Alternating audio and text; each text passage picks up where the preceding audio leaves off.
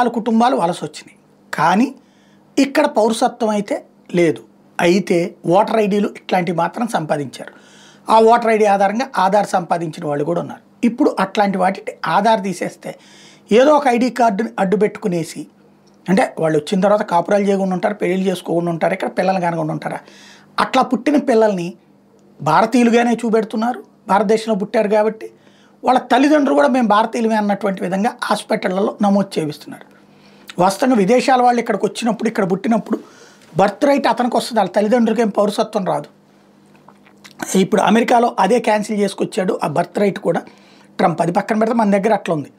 అయితే ఇట్లాగా తల్లిదండ్రులు కూడా భారతీయులను నమోదు చేయించుతా వచ్చిన 42,191 బర్త్ సర్టిఫికెట్లట, తప్పుడు సర్టిఫికెట్లట ఇవి. రోహింగ్యాలు, బంగ్లాదేశీలకి భారతీయులుగా ఇచ్చిన సర్టిఫికెట్లు, వాటిని క్యాన్సిల్ చేస్తూ నిర్ణయం తీసుకున్నది అక్కడ ఎవరైతే బీజేపీ లీడర్ కిరీట్ సోమయ్య ఈ విషయాన్ని వెల్లడించారు.